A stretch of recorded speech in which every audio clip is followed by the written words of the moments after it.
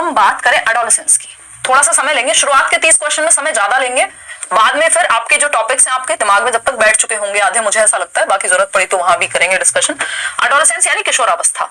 एक तो इसको क्या कहते हैं, ब्रिज पीरियड कहते हैं, ध्यान से ये ध्यान रखिएगा, ब्रिज पीरियड यानी ये ब्रिज है, किसके बीच का ब्रिज है, चाइल्डहुड और इधर है चाइल्डहुड 12 साल तक की उम्र तक, ठीक है, यानी बचपन, और इधर है अडल्टहुड यानी अब आप इसके बाद वयस्क हो जाएंगे, और बीच में क्या है, बीच में है आपका ब्रिज, ओरिजिनल पीरियड यानी परिवर्तन का काल है, ट्रांजिशन हो जाएगा, ट्रांजिशनल पीरियड, हिंदी वाले भी ऐसे ही ध्यान रख लीजिएगा प्लीज, ट्रांजिशनल पीरियड यानी परिवर्तन का काल, ठीक है।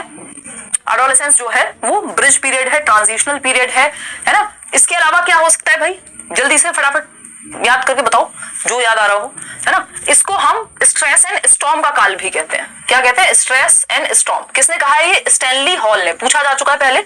स्ट्रेस एंड स्टॉर्म यानी तनाव एवं तूफान की अवस्था है, क्योंकि बच्चे में इतने सारे परिवर्तन हो रहे हैं, एक मिनट में उसका मूड इधर, एक मिनट में उधर, है ना, स्टैनली हॉल। और यही है जहां पे आपराधिक प्रवृत्ति की तरफ भी वो झुक सकता है अगर सही दिशा ना मिले, ठीक है।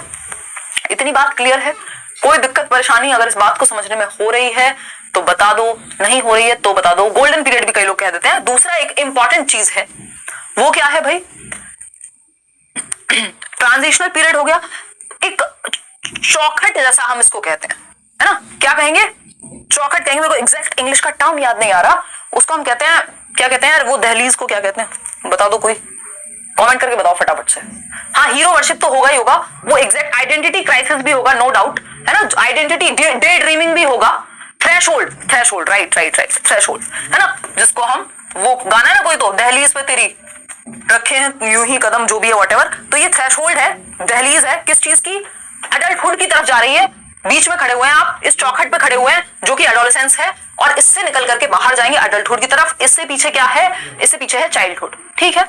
हीरो वर्शिप यानी अगर अपने दोस्तों का, पीयर ग्रुप का बहुत ज्यादा प्रभाव है, याद रखिएगा, पीयर ग्रुप का बहुत ज्यादा प्रभाव है। पीयर ग्रुप यानी साथी समूह, जो आपकी एज के लोग हैं या फिर जिन लोगों के साथ आप रहते हैं, क्लियर है जी।